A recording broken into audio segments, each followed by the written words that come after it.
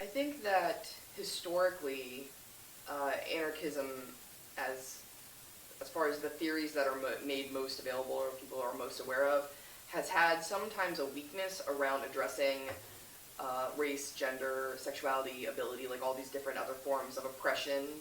And I think that the philosophy that I draw from a lot, that I think is incredibly compatible with anarchism, is intersectionality, which is a feminist philosophy that originated in the late 70s.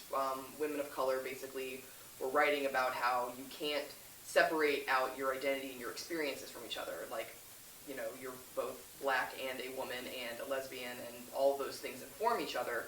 And so you, like, specifically what I'm thinking of is a response to the idea of separatism, where it was a popular idea in the American feminist movement in the 70s for lesbians to live lives as separate as possible from, like, men or heterosexuals or what have you. And there was a response to that call written by a collection of women of color who called the Combahee River Collective Statement, and in which they were talking about the importance of not dividing themselves from people that they need to work with. Like, they didn't want to be only a collection of black lesbians. They needed to be able to work across all of their different aspects of their identity and their experiences.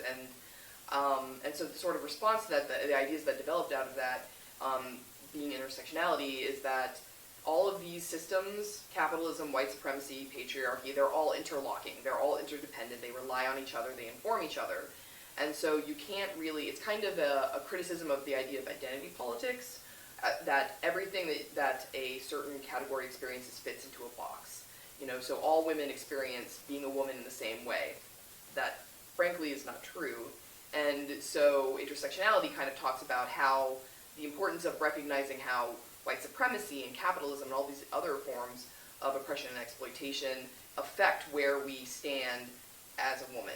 And so a lot of people like intersection, you stand at the intersection of all these different places of power, and so I think that is something that's very compatible with anarchism, having that sort of analysis that draws from the whole complete picture rather than just trying to make a single issue. And I also think that anarchists can bring a lot to the intersectionality theory by having a more stringent criticism of capitalism, because sometimes intersectionality gets stuck on the concept of classism, as if we just all treated if everyone just treated poor people well, then everything's fine.